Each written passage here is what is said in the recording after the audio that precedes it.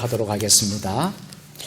주의 말씀은 내 발의 등이요 내 길에 빛이니이다. 할렐루야. 믿음대로 될지어다. 믿음대로 될지어다. 믿음대로 될지어다. 아멘.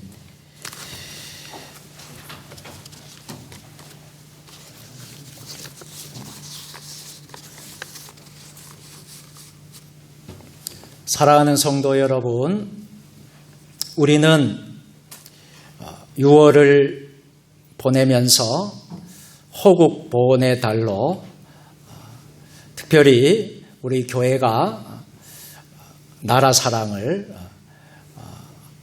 위해서, 나라 회복과 민족을 위해서 기도하는 달로 정하고, 오늘 역시 우리가 하나님께 이 나라 이 민족을 다시 회복시켜 주시고 또 다시 세워주시고 우리가 든든한 하나님의 제사장 나라가 되기를 기도하는 마음으로 오늘 주일 대예배를 드릴 수 있는 저와 여러분들 될 수 있기를 주의 이름으로 축원합니다. 한반도가 분단된 지 76년, 그리고 한국 전쟁이 발발한 지 71주년 되는 그런 해를 우리가 맞이하게 되었습니다. 두 번 다시는 6.25 한국 전쟁과 같은 동족상잔의 비극이 일어나지 말아야 하겠습니다. 안타깝게도 아직까지 6.25 전쟁이 일어나고 71년이 됐는데도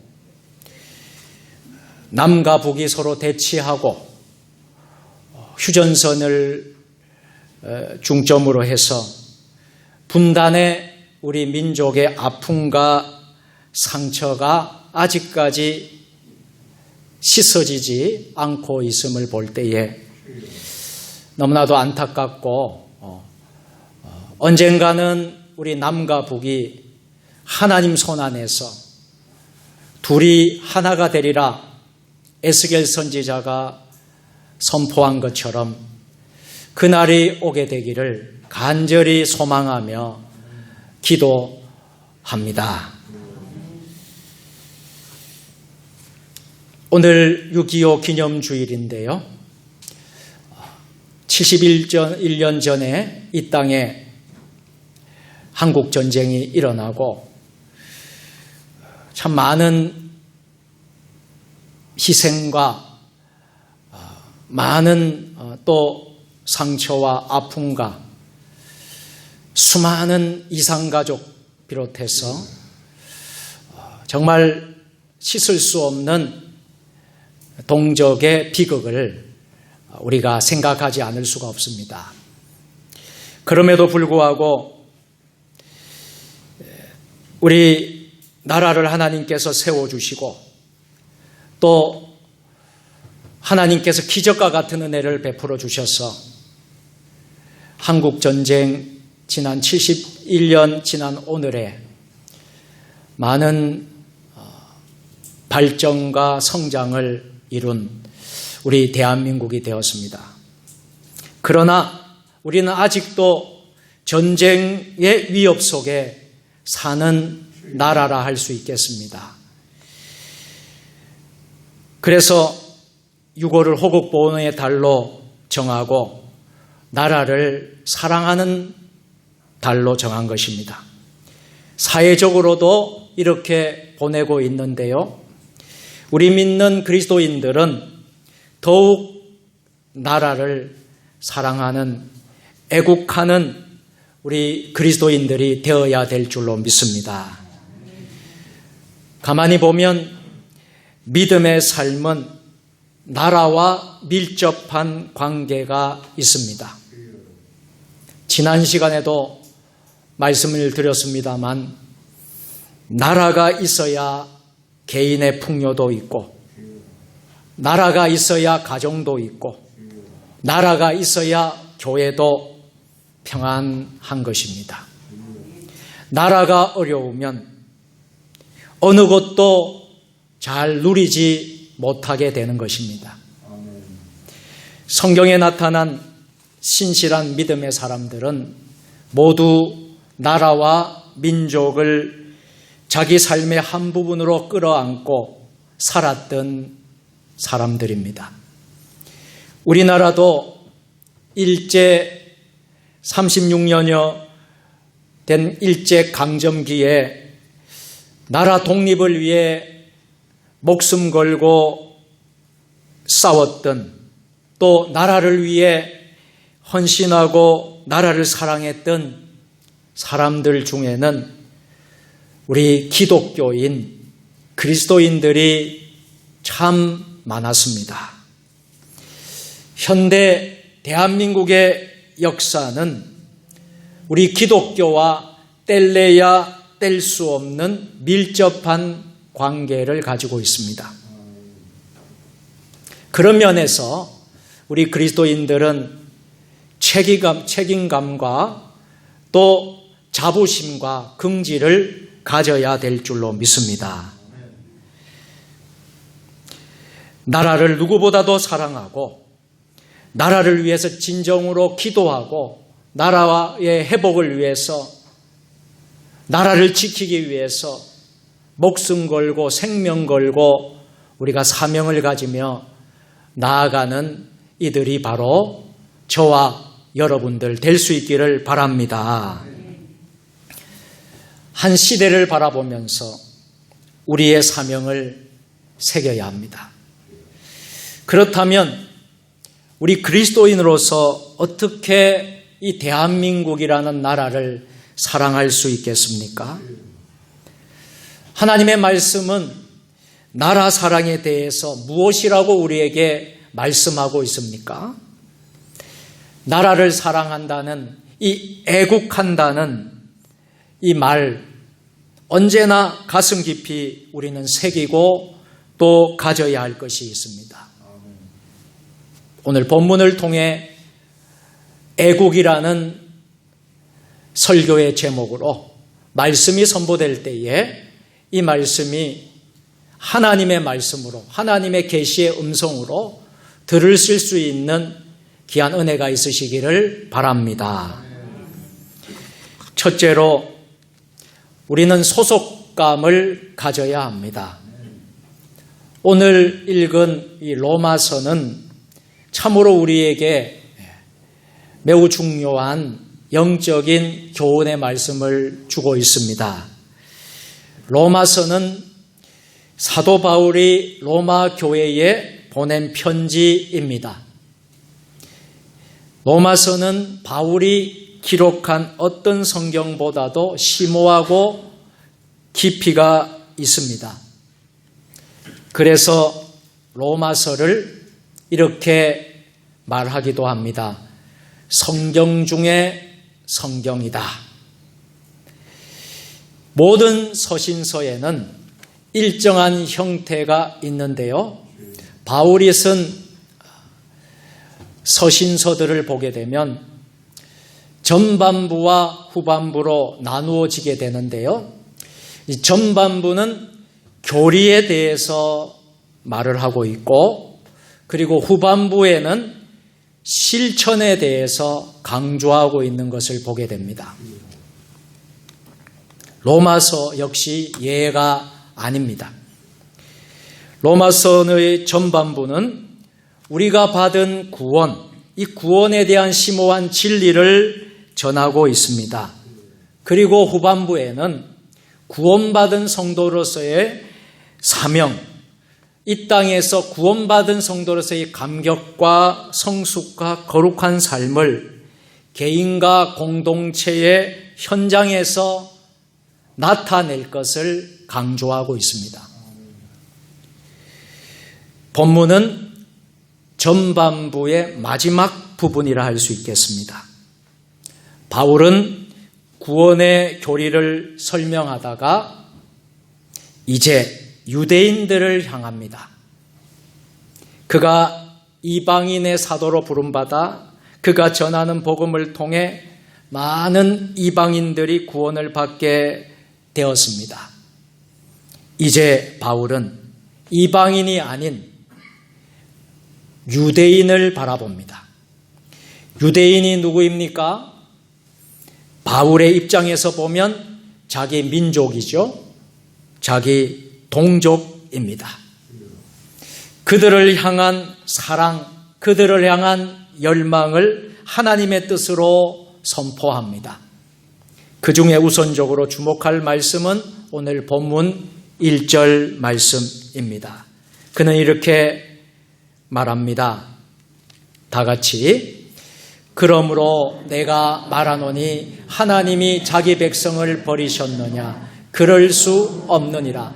나도 이스라엘이니요 아브라함의 씨에서 난 자요 베냐민 지파라. 아멘. 바울은 복음을 위해 살면서 많은 배척과 많은 핍박을 받았습니다. 그러나 바울은 유대인입니다.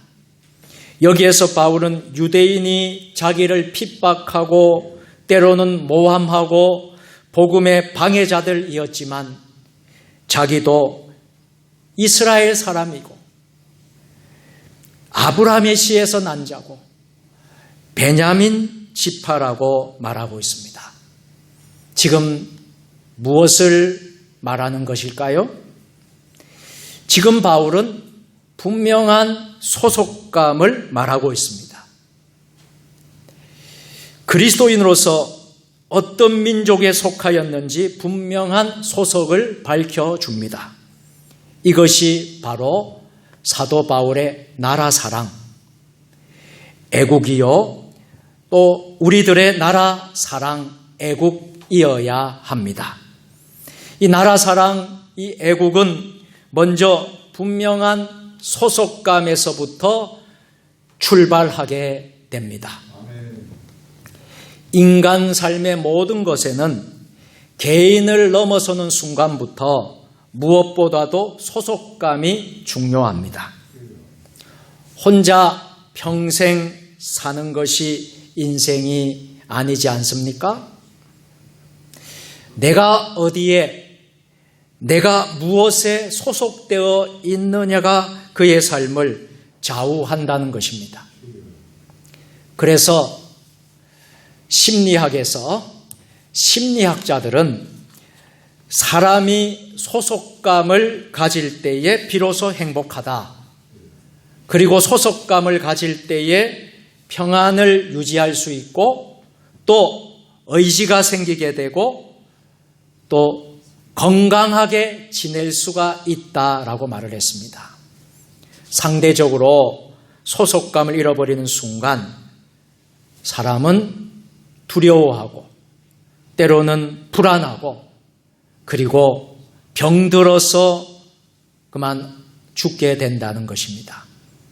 모든 것에 소속감이 이처럼 중요하다는 사실을 알려주는 것입니다. 우리 예수 믿는 그리스도인들 먼저 가져야 할 소속감이 있습니다. 성경은 이렇게 말씀을 하고 있습니다. 베드로전서 2장 9절 말씀. 그러나 너희는 택하신 족속이요 왕같은 제사장들이요 거룩한 나라요 그의 소유된 백성이니 이는 너희를 어두운 데서 불러내어 그의 기이한 빛에 들어가게 하신 이의 아름다운 덕을 선포하게 하려 하심이라. 아멘. 우리는 택한 족속입니다. 왕같은 제사장입니다. 거룩한 나라입니다. 하나님의 소유된 백성입니다. 한마디로 따라서 해볼까요? 나는 하나님의 백성이요 하나님 나라의 시민권자입니다. 아멘. 이것이 바로 우리 그리스도인들, 우리 기독교인들의 소속감인 것입니다. 이것이 우리 신앙의 현주소입니다. 성경은 믿음의 자녀들에게 늘 이것을 확인시키고 우리도 확신하며 살아야 할 것을 말씀해 주고 있습니다. 특히 이 말씀은 참으로 어렵고 힘들 때일수록 소속과 경계가 분명하지 않을 때에 주신 하나님의 말씀입니다. 그래서 지금과 같은 때에 우리가 6.25 71주년 맞이하는 오늘 주일을 지키고 있습니다만, 또 코로나 시기에 작년 1년을 전체로 보내고 상반기 6월 중순을 맞이할 정도로 1년 6개월가량 이 코로나로 어려운 이때에, 또한 영적으로 매우 어려운 이 시기에 주신 하나님의 말씀이라고 믿습니다. 그래서 지금과 같은 때에 더욱 믿는 자의 소속감을 가져야 합니다. 믿음의 소속감과 함께 필요한 것이 바로 교회의 소속감입니다. 많은 교회 가운데 우리는 세종 주님의 교회에 속한 믿음의 성도들입니다. 세종에 살게 하신 하나님께서 나와 가족과 후대의 신앙을 위해서 세종 주님의 교회에 몸담게 하셨습니다. 그리고 세종 주님의 교회를 중심으로 많은 은혜와 축복을 받으며 살게 하셨습니다. 신앙은 교회를 떠나 존재할 수가 없습니다. 교회가 신앙의 중심입니다. 내가 교회에 속한 교인이고 직분자고 성도임의 자부심과 긍지를 가져야 합니다. 믿음의 길은 교회의 소속과 교회 생활을 통해 열매를 맺게 됩니다. 이런 소속감이 우리가 점점 약해져 있지는 않는지, 이 코로나라는 이 시대에 우리의 소속감이 점점 약해져 가고 있지 않는지, 오늘 우리가 이것을 회복하는 시간 될 수 있기를 바랍니다. 또한 내가 대한민국 국민이다라는 소속감을 가져야 합니다. 지난주에도 저는 애국가를 부르면 눈물이 난다고 여러분들에게 고백했습니다.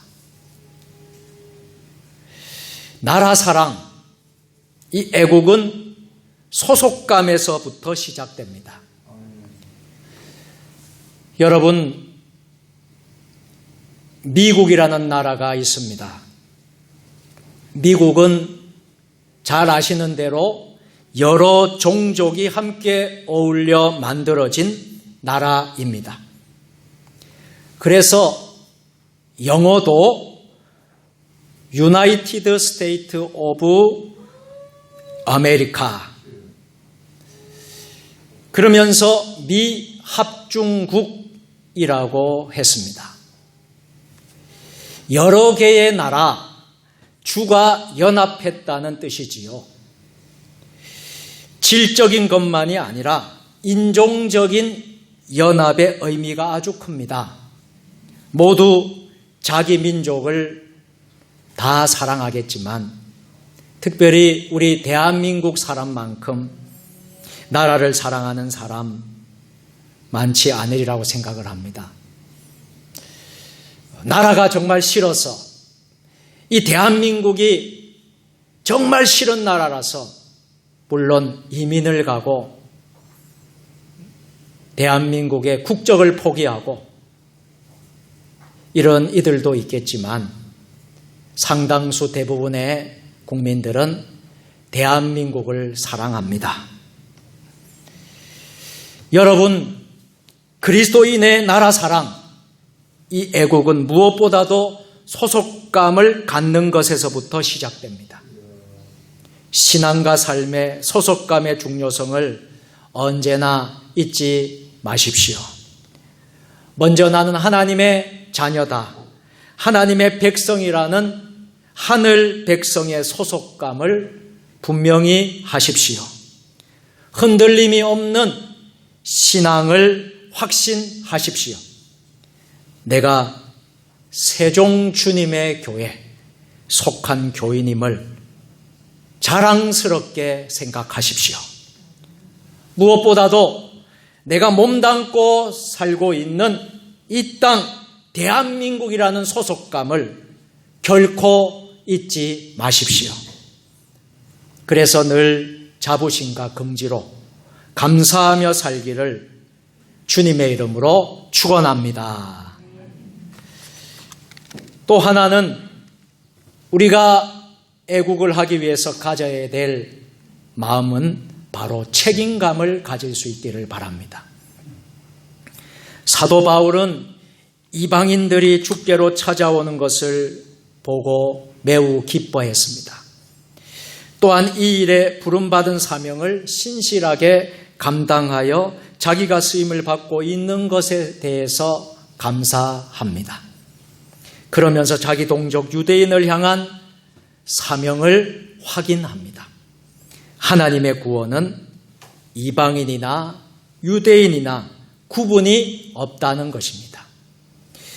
이방인 가운데서도 예수를 믿지 않는 자가 있고 유대인 가운데서도 예수를 믿지 않는 자가 있음을, 또 유대인 가운데도 많은 믿는 자가 있음을 알려줍니다. 그 하나의 예를 엘리야 선지자 시대를 들고 있습니다. 엘리야는 아합이라는 왕이 얼마나 핍박하고 공격했습니까? 아합이 모든 선지자들을 죽이고 오직 자기만 남겨둔 것으로 생각했습니다.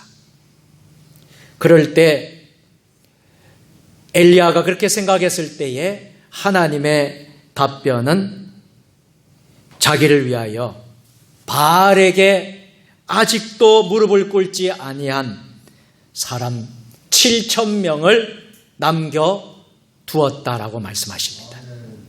그러면서 사도 바울은 5절에 이렇게 말을 하지요. 오늘 본문 5절 말씀입니다. 그런즉 이와 같이 지금도 은혜로 택하심을 따라 남은 자가 있느니라. 아멘. 유대인 중에서도 많은 사람들이 아직 구원을 받아야 한다는 것이고 하나님은 이들을 남겨두셨다고 말씀합니다. 바울은 이들에 대한 책임감을 느낍니다. 지금까지 유대인에서 이방인으로 구원의 복음이 넘어가고 있지만 남아있는 유대인에 대한 연민을 결코 놓치지 않습니다. 이것이 무엇입니까? 바울의 나라 사랑, 바울의 민족 사랑, 복음에 대한 열정인 것입니다. 구원은 이방인이 아니라, 구원은 이방인만이 아니라 유대인도 받습니다. 구원은 나만 받는 것이 아니라 너도 우리도 구원을 받습니다. 결코 믿는 자는 나만 구원받아 행복해서는 안 된다라는 사실이지요. 바울이 그것을 말합니다. 남아있는 모든 유대인들도 구원을 받아야 합니다. 바울은 바로 그들에 대한 거룩한 책임감을 가지고 있는 것이지요. 이것이 바로 애국, 나라 사랑하는 것입니다. 사랑하는 성도 여러분, 우리도 바울과 같이 우리 대한민국 이 민족을 향한 거룩한 책임감을 느껴야 합니다. 나라가 올바로 가고 있는 것인지, 나라가 건강한 나라가 되고 있는 것인지, 나라가 어려움 중에 있을 때에 우리는 거룩한 책임감을 가질 수 있어야 합니다. 특히 아직 믿지 않는 사람들을 향한 거룩한 부담을 가져야 합니다. 우리의 시선과 방향이 이웃과 주변을 향하고 민족과 나라를 향해야 할 중요한 이유가 바로 여기에 있습니다. 이들을 향한 책임감으로 우리는 민족의 복음화를 위해 기도해야 합니다. 이 나라가 제사장 나라, 믿음의 나라 될 수 있도록 항상 복음을 전해야 합니다. 나라가 구원받고 못 받는 것이 바로 믿는 자에게, 바로 나에게 달려 있습니다.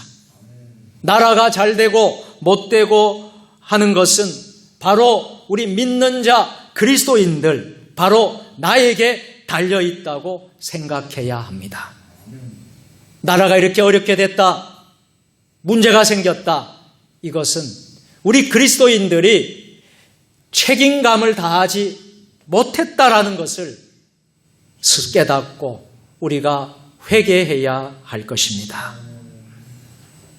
모든 것을 우리는 영적인 시각으로, 신앙의 시각으로 바라보아야 합니다. 신앙에서 가장 중요한 것이 있다면 균형입니다. 말씀과 기도의 균형, 안과 밖의 균형이 있어야 합니다.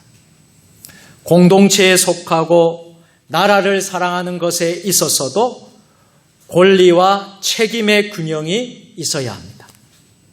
모든 일에 책임을 다한다는 것만큼 소중한 삶이 없고 귀한 신앙이 없습니다. 권리만 누리고 책임은 회피하는 얌체들이 되어서는 안 될 것입니다. 반대로 책임만 다하고 권리는 누리지 못하는 어리석은 자들도 되지 말아야 할 것입니다. 권리와 책임의 균형이 필요합니다. 특히 나라와 민족을 향한 균형이 무엇보다도 중요합니다. 사랑하는 성도 여러분, 대한민국 국민으로서 누리는 권리가 있어야 하지 않겠습니까? 대한민국 국민으로서 책임도 감당해야 합니다. 또한 우리가 그리스도인으로서 우리는 무한한 책임도 느껴야 합니다. 우리가 남을 비난하고 때로는 남을 정죄하기보다 먼저 나를 돌아보고 나의 부족함과 연약함을 통감하는 책임이 있어야 합니다. 나라의 어려운 문제를 놓고 비난하고 정죄하고 판단하기보다도 내가 부족했어, 내가 나라를 위해서 기도하지 못했어, 내가 이 나라를 위해서 기도하지 못한 부족함과 연약함을 통감하는 책임이 있어야 할 것입니다. 그것이 정치와 사회에, 교육과 다음 세대에 있어야 합니다. 무슨 일이 생기면 본물 터지듯 비난의 화살을 쏘아 붙입니다. 그러나 진정 그것은 정상적인 모습이 아닐 때가 많습니다. 진정 나라를 사랑한다면 우리가 이 나라의 어려움을 인식하고 우리가 인정하고 우리가 무엇보다도 우리 자신이 먼저 하나 앞에 회개하고 돌아보고 개인과 공동체의 나라를 위한 이 사랑의 마음을 함께 우리가 힘을 모아서 이 나라 대한민국을 세워나가야 할 것입니다. 이제 그리스도인으로서 우리는 민족을 향한 거룩한 책임감을 가집시다. 그것을 아는 자들은 엎드려 기도해야 되지 않겠습니까? 민족을 가슴에 품고 기도해야 되지 않겠습니까? 구원받는 자가 날마다 더해지도록 기도해야 합니다.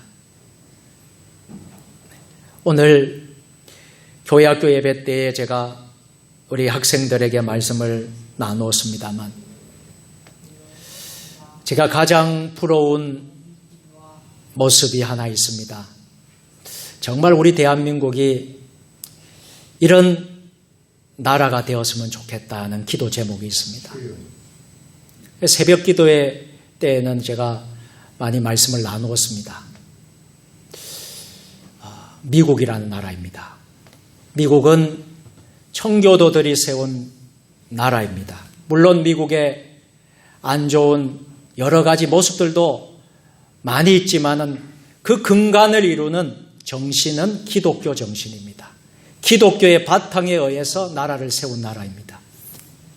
그래서 하나님이 그 나라를 축복해 주셔서 세계를 이끌어가는 나라가 되었습니다. 제가 가장 부러운 것은요, 미국의 대통령을 선출을 해서 대통령 선서하는 시간입니다. 대통령의 직무를 수행하기 위해서 오른손을 들고 한 손은 바이블이라는 성경책에 손을 얹고 선서하는 나라가 미국입니다. 우리나라는 이런 나라가 왜 아닐까? 우리 대한민국은 대통령이 성경책에 손을 얹고 하는 나라가 왜 아닐까? 저는 그런 나라가 되기를 늘 기도하고 있습니다. 우리 대한민국이 그런 나라 되어야 되지 않겠습니까? 다음 세대 후손들이 소망이 없고 희망이 없는 나라, 걱정을 끼쳐주는 나라, 희망이 없는 대한민국으로 되어서는 되지 않겠습니까? 우리 기성세대들, 우리 참 많이 수고했습니다. 애썼습니다. 이 나라를 어떻게 지킨 나라입니까? 우리가 다음 세대 미래의 우리 자녀 후손들에게 어떤 나라를 물려줘야 되겠습니까? 대통령이 성경책에 손을 얹고 선서하는 나라가 되어야 될 줄로 믿습니다. 마지막 세 번째로, 애국을 위한 우리의 마음가짐은 기대감을 늘 가질 수 있어야 합니다. 로마서 11장 전체를 보면 하나님의 구원 역사의 미래를 전망하고 있습니다. 이제 이스라엘 민족이 회복되어 구원의 날이 임할 것이라는 예언적인 성격을 띤 말씀입니다. 바울은 이것을 비밀이라고 말합니다. 이 비밀은 이방인의 충만한 수가 확보되기까지 기다려야 합니다. 그러나 궁극적으로 이스라엘은 다시 회복해서 돌아온다는 것입니다. 이것이 하나님의 계획입니다. 이제 곧 온 땅에 하나님의 영광이 드러나게 될 것이라고 선포합니다. 바울은 이런 미래를 전망하면서 현재 이스라엘이 부분적으로 완악한 상태로 남아있게 될 것을 강조합니다. 그래서 오늘 본문 7절 8절에서 이렇게 말을 합니다. 그런즉 어떠하냐? 이스라엘이 구하는 그것을 얻지 못하고 오직 택하심을 입은 자가 얻었고 그 남은 자들은 우둔하여졌느니라.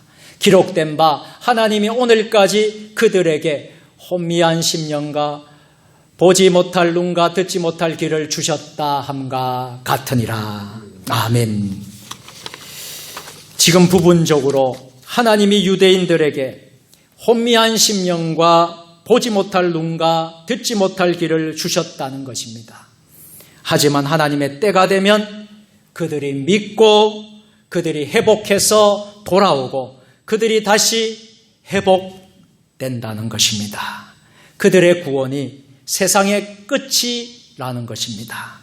이런 바울의 고백 속에서 발견되는 것이 무엇일까요? 이는 지금 그는 이스라엘의 미래를 전망하고 있습니다. 자기 동족 유대인들도 앞으로 예수를 믿는 기대감에 충만해 있습니다. 그래서 그 미래를 바라보면서 결코 지금의 상황에서 낙심하지 않는다는 것입니다.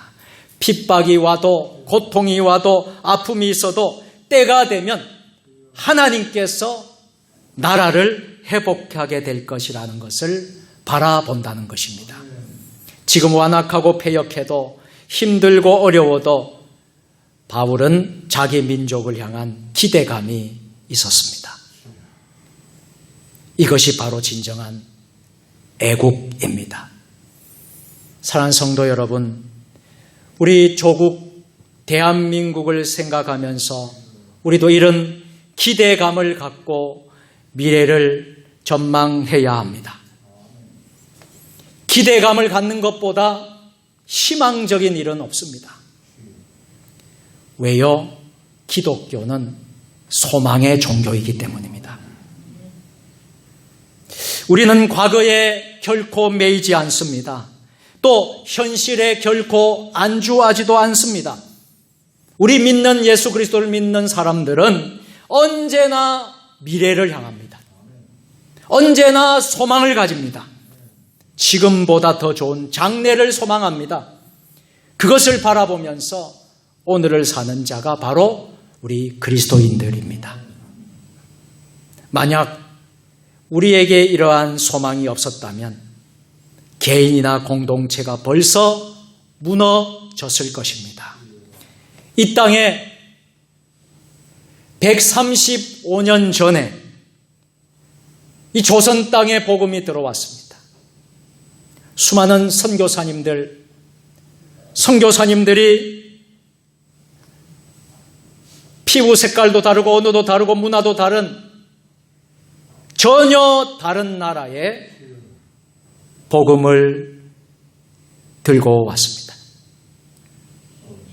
이렇게 많은 사람들이 예수를 믿게 되고 세계 역사에 우뚝 서게 된 것도 모두 소망 때문입니다. 성경은 소망을 강조합니다. 우리가 믿는 하나님은 소망의 하나님이시기 때문입니다. 이 땅의 기독교는 처음부터 이런 소망을 전했던 것입니다. 과거에 매여서 한 걸음도 가지 못하고 오늘 먹고 사는 일 때문에 내일을 장담하거나 생각할 수 없는 민족이에 복음이 소망이 되었고 그 소망을 심어주면서 이 조선 땅이 일어날 수 있게 된 것이었습니다. 이제 우리도 소망과 기대감으로 나라를 바라보십시다. 우리 나라를 바라보면 참 눈물이 납니다. 6월 한 달 동안 참 어느 때보다도 참 나라를 생각하면서 많이 울었습니다. 제가 이렇게 설교를 하지만은 정말 눈물로 솔직한 심정으로 설교하고 있습니다.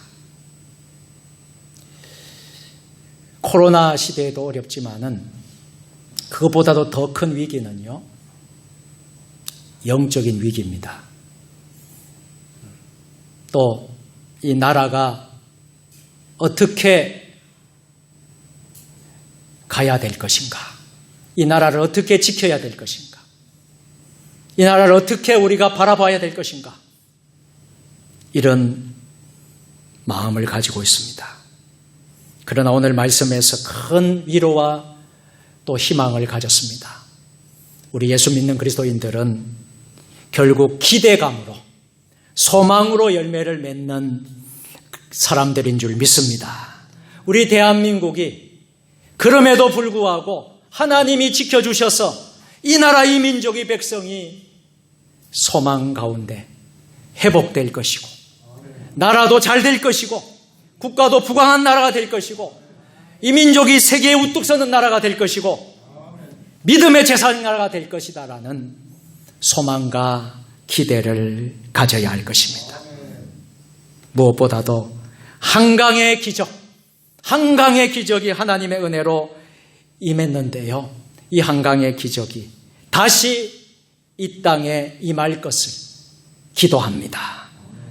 70년대, 80년대에 성령의 바람이 다시 불 것을 회복을 기도합니다. 사랑하는 성도 여러분, 오늘 6.25 기념주의를 지킵니다. 한국전쟁이 발발한 지 71주년 되었습니다.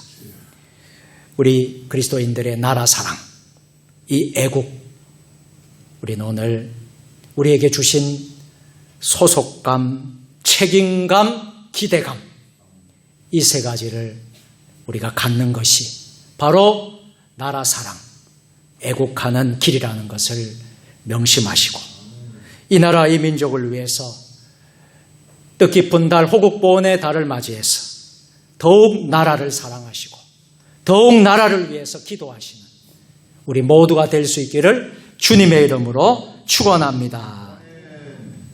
전능하신 하나님 아버지, 71주년 6.25 기념주의를 맞이하여 나라 사랑, 애국하는 그리스도인들 되게 하여 주옵소서. 예수님의 이름으로 기도합니다. 아멘.